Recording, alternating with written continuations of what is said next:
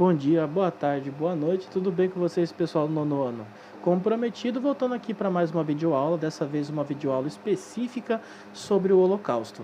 Eu preparei um slide porque eu acredito que talvez as imagens me ajudem a ilustrar melhor para vocês exatamente o que foi esse Holocausto, o que foi esse evento histórico, o que foi essa degradação humana. A primeira questão que sempre salta aos olhos quando estudamos sobre o Holocausto é os motivos de estudar o Holocausto. O Holocausto ele é um evento muito traumático para uma comunidade religiosa e uma comunidade composta por milhões de pessoas que são os judeus, e nem por isso ele deixa de ter uma significância por ser digamos assim, uma comunidade que é um tanto quanto separada de uma realidade cristã.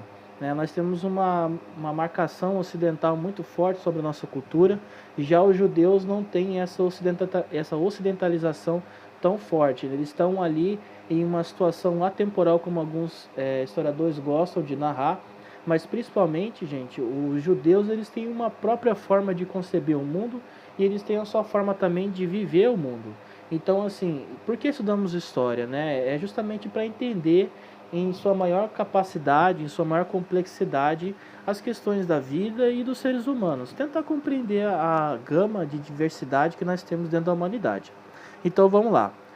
Primeiro, por que estudar o Holocausto, Juan? Ele é um fato histórico singular.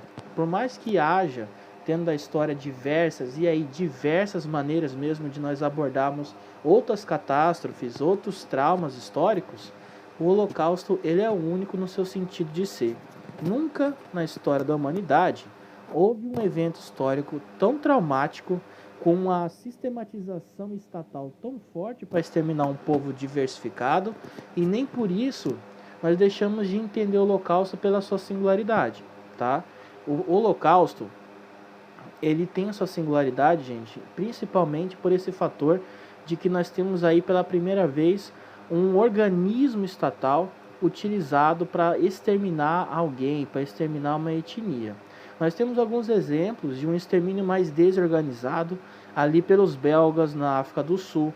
Nós temos o exemplo de um massacre mais desorganizado pelos Estados Unidos com os povos indígenas na Marcha do Oeste, mas nunca tivemos, de fato, uma organização de burocracia estatal para exterminar as pessoas, de ter funcionário público, de ter verba, de ter normativa, de ter manual de instrução de como fazer as coisas acontecerem. Isso nunca houve na história, tá?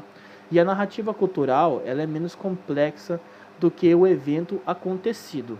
Você já deve, muito provavelmente, ter tido contato com alguma obra cultural sobre o Holocausto.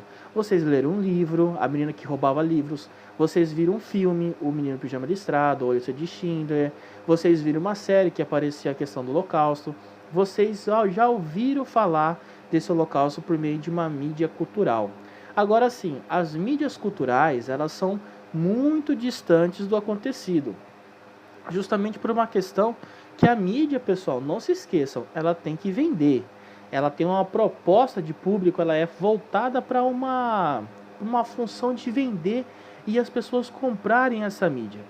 Quando eu escrevo um livro, eu quero que as pessoas leiam, mas para que as pessoas se interessem em ler o meu livro, eu tenho que ter uma narrativa ali bem construída, e para isso às vezes eu deixo algumas questões que me parecem ser menos importantes, mas nem sempre são menos importantes, né?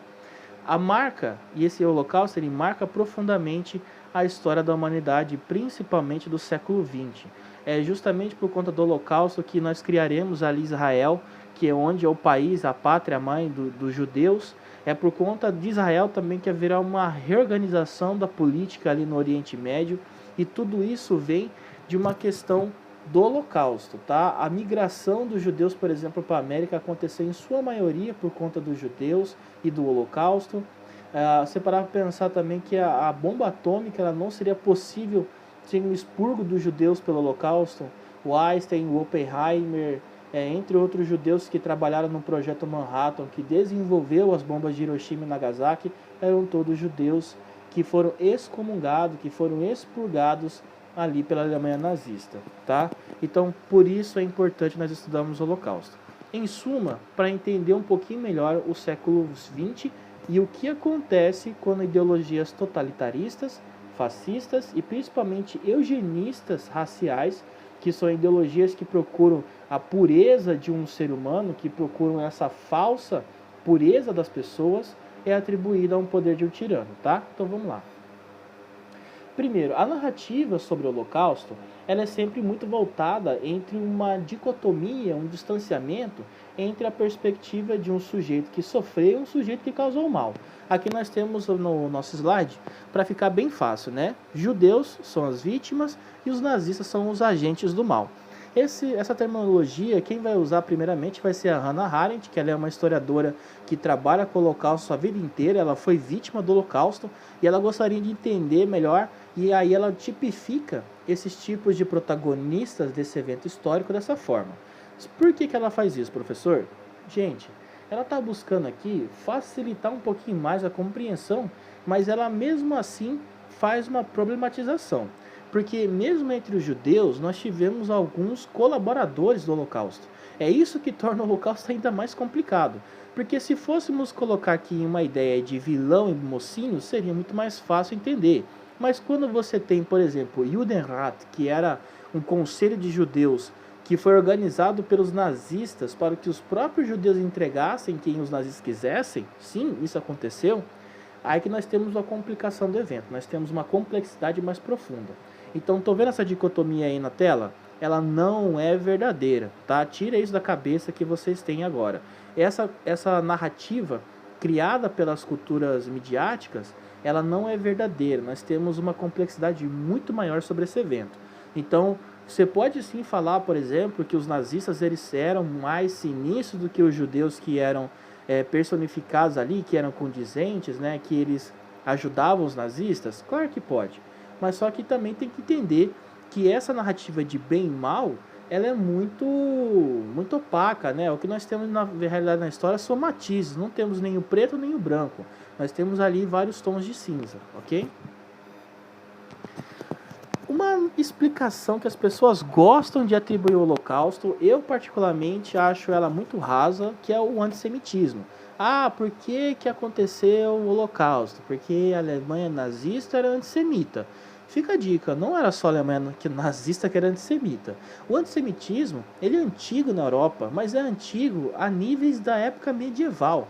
Nós temos marcas de antissemitismo desde 1280, quando Bartolomeu, o rei da Bélgica, vai expulsar os judeus por falar que eles causam doenças, que eles causam maus agouros, outro tipo de coisa. O que nós temos de antissemitismo na Alemanha é apenas a demonstração. É assim, se 10 são antissemitas, e aí você fala, e você aponta o dedo para o alemão. Tá ali todos os presidentes da Europa, por exemplo, juntos, e todos eles são antissemitas. Aí você aponta o dedo para o alemão e fala, você é antissemita? Ele fala, eu sou antissemita. Ou, nossa, o alemão é antissemita. Não, todos eram. Só que nós ficamos mais conscientes de que os alemães eram antissemitas justamente pela essa prática perversa que foi o extermínio. Mas de forma geral na Europa, todo mundo era antissemita. Porque isso só então não vai explicar o Holocausto, tá? O antissemitismo não é a causa do Holocausto por si só. Na Alemanha, inclusive, era menos intenso e violento que no resto da Europa. Como, por exemplo, nós temos ali na Inglaterra uma perseguição fadonha dos judeus, ao nível de que se você não frequentasse ou não tivesse o vínculo paroquial com alguma igreja, seja ela anglicana, seja ela católica, seja ela protestante, uma igreja cristã, você já sofria desconfiança da sua comunidade. As pessoas pensavam, esse cara é judeu, ele faz bruxarias, ele faz mandingas, esse tipo de coisa. Isso, por si só, não explica o Holocausto. O antissemitismo, quase não sai, o antissemitismo, por si só, não é a causa do Holocausto. Tem algo mais aí, falta algo para explicar essa narrativa tão complexa que é esse evento histórico. O Holocausto, ele é resultado do encontro, deixa eu baixar aqui minha tela, aí, é o encontro de uma máquina estatal avassaladoramente forte, o totalitarismo, com uma casta de sujeitos vulneráveis pela sua própria particularidade étnica, o povo judeu.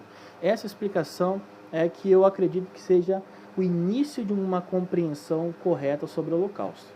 O que nós temos aqui? Gente, os judeus, ali na Europa, desde o século XVI, ele já tem uma personificação diferente, tá? Eles têm um trato diferente em relação aos outros cristãos. Como assim, professor? Gente, a Europa, ela vive um momento onde a cristandade, desde a Idade Média, ela é muito forte. Isso é inegável. Todos os países na Europa, com parcas exceções, são cristãos. E aí você tem uma questão que o judeu, ele é uma figura um tanto que problemática para o cristão. Por quê? O judeu, ele acredita em um Deus onipotente, ele tem a fé em Abraão, ele entende o Antigo Testamento. Só que ele não reconhece o messianismo de Jesus. Ele não reconhece o seu Salvador, digamos assim. Então, como é que fica? Fica parecendo para o cristão que ele é como se fosse um cristão meia boca, ele está quase lá, ele pode chegar a ser um cristão, mas ele ainda não chegou lá, ele é teimoso, ele não quer virar cristão, né?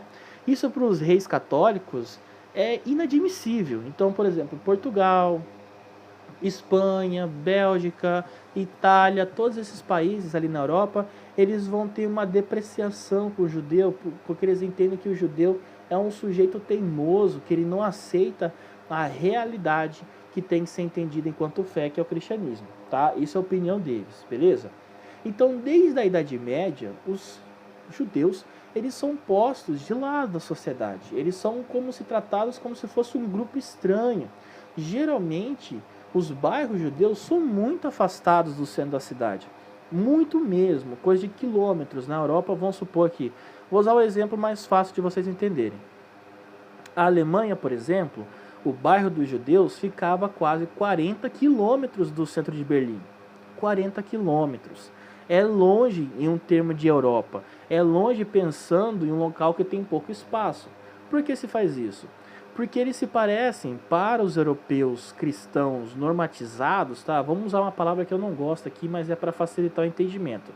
Para o alemão normal, estou fazendo aspas aqui, tá? Normal, o judeu é um cara muito estranho, é um cara que mora lá longe, que ele tem uma barba gigante, que ele tem aqueles cabelinhos do lado, ele usa umas roupas estranhas, ele não come porco, ele não come bacon. Quem que são esses caras, sabe? Por que esses caras são tão diferentes de nós? Isso é um sentimento que acontece muito forte na Alemanha, principalmente pelo protetariado do rei. O rei, na maioria das vezes na Alemanha, ele tratava os judeus como se fossem sujeitos à parte. Olha, eu tenho aqui as regras para a sociedade normatizada cristã e eu tenho aqui as regras da sociedade normatizada judia. Geralmente ele deixava que os próprios judeus se normatizassem, tá? Os próprios judeus faziam suas próprias regras. E aí isso é uma medida até um tanto quanto racional, parando para pensar que a cultura do judeu ela é muito diferente da cultura do cristão. Agora, isso vai causar um distanciamento tão gigantesco que quando chega o nazismo, fica difícil, muito difícil, para o judeu desvincular essa figura mística dele. E aí nós vamos ter um choque entre essa máquina forte do Estado, tá? Que é o que acontece no totalitarismo. Nós temos um braço do Estado fortíssimo, ao nível que é impossível você escapar do alcance do Estado, contra uma casta muito separada. É quase como se fosse um alvo fácil. Ali os judeus são presa simples, eles são patinhos na lagoa e vendo uma força do Estado mirando na direção deles, tá?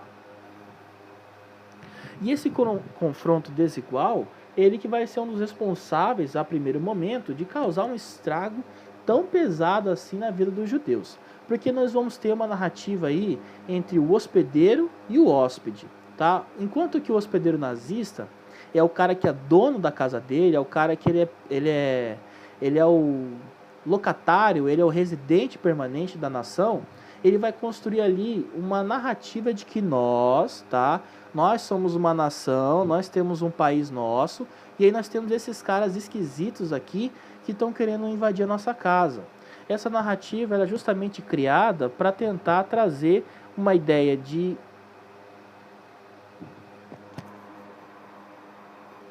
diferenciação entre os sujeitos que têm direito e os sujeitos que não têm direito. Então nós teremos aqui a ideia de um nazista como dono da casa, enquanto que o judeu é construção do invasor, desse cara estranho que está querendo morar na nossa casa, que ele não divide nossas refeições, que ele não divide nossos costumes. Então a situação começa a ficar mais complicada ainda. A nação com fronteiras é justamente essa casa, tá? É quando a Alemanha fala assim, não, nossa casa é o que está dentro dessa linha aqui que nós compreendemos enquanto fronteira. Já os judeus não têm nação soberana. É o que eu disse, somente depois do Holocausto que vai se reconhecer a questão que o judaísmo, os judeus, por ser uma etnia tão grande, eles precisam de um país, até para se resguardar de futuras perseguições. E principalmente nós temos ali uma identidade definida por órgãos públicos. Quem é o alemão? O Estado define quem é o alemão. Quem é o judeu? O Estado não define. O judeu pode ser qualquer um. O alemão tem que ser, segundo o Estado nazista, um cidadão loiro, de olho azul, pele clara, trabalhador do partido nazista, já serviu o exército, é engenheiro, médico e yara. Quem é o judeu? Pode ser um banqueiro, pode ser um trabalhador da fábrica, pode ser um vendedor da rua, pode ser um trabalhador comum, pode ser qualquer um. E isso vai criar uma paranoia gigante na cabeça dos nazistas de achar que qualquer inimigo da nação, ele é um judeu disfarçado. É o que eu já disse na aula passada, vou relembrar. O judeu, vou até passar o slide para facilitar, ó.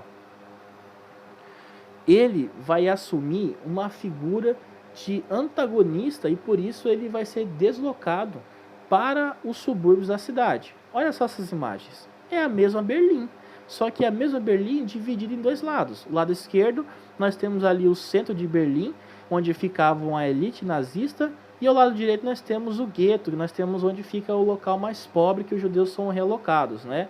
É um local ali muito rudimentar. Vocês podem ver no filme O Grande Ditador, do Charlie Chaplin, por exemplo, o que é o gueto. O gueto é um local que é de extrema pobreza, extrema dificuldade, onde não passa a coleta de lixo, onde as pessoas são tratadas com desrespeito e truculência pelas forças da polícia nazista.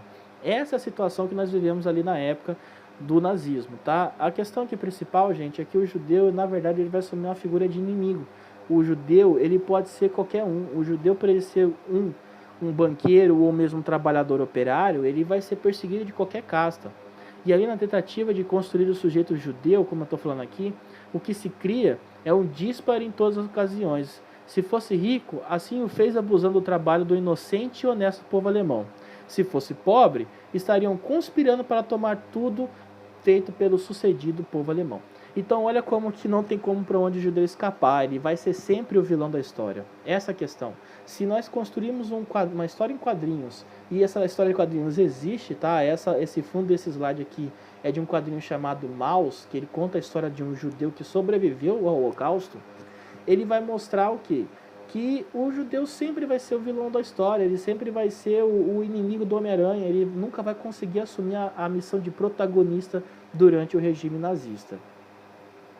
Mas aí, professor, mas então quem a gente pode culpar pelos crimes do Holocausto? O povo alemão, o povo judeu, os países vizinhos da Europa que nada fizeram, isso tem que ser dito também. Se eles sabiam que estava rolando o Holocausto, por que eles não fizeram nada? E eu não estou falando isso durante a época de guerra, estou falando isso antes, porque a perseguição aos judeus começa em 32, muito antes da guerra, então era possível sim, numa intervenção dos estados aliados ali, impedir o Holocausto de forma exata, e nada fizeram, porque também eram antissemitas, como eu já disse. Mas então, quem a gente atribui essa culpa toda? Cada um desses tópicos eu tenho uma resposta. O povo alemão? Não. No totalitarismo, todo mundo age sob coerção. Ninguém tem direito à voz, ninguém tem direito à opinião. Todo mundo ali é coagido a fazer o que o Estado está mandando. O povo judeu? A própria noção temporalmente atípica dos fatos prejudicou os judeus a entender a gravidade do que estava acontecendo. Eles têm uma ideia temporal de que eles são um povo sobrevivente. Não importa o que venha, nós vamos sobreviver. Basta não fazer nada. Vai lá, se lasca que a gente sobrevive. Essa noção cultural, portanto, inocenta também o próprio povo judeu. Eles não são culpados de ser perseguidos por eles serem diferentes. Eles apenas são diferentes. Os países vizinhos da Europa que nada fizeram, vou subir aqui para vocês conseguirem enxergar, ó. Grande parte desses países passavam por reorganização profunda, o que os impossibilitava sequer de prestar atenção. Está todo mundo voltando da Primeira Guerra Mundial, e dos anos 30 até 39, a maioria dos países estão passando por uma profusão social grande. Greve, perigo de guerra civil, como acontece na Inglaterra. Nós temos ali na França uma reorganização dos partidos políticos, né? Então também não tem como falar que os países vizinhos tinham muito o que fazer, tá? Eles poderiam ter agido, mas eles estavam impossibilitados por problemas próprios. E entre escolher problemas alheios e os problemas próprios, eles escolheram os próprios, obviamente, né? Portanto, a minha explicação para o Holocausto é que se considere a oportunidade de sempre reafirmar os valores humanos antes de regimes políticos através de um árduo exercício de pontuar as falhas deles e as nossas, tá bom? Pessoal, muito obrigado pela sua atenção, espero que vocês tenham se divertido e principalmente aprendido nessa aula. Espero ter sanado várias dúvidas sobre o Holocausto. Eu sei que é um evento complicado de entender e as atividades estarão lá na Classroom, tá? Um beijo, um abraço, até a nossa próxima aula.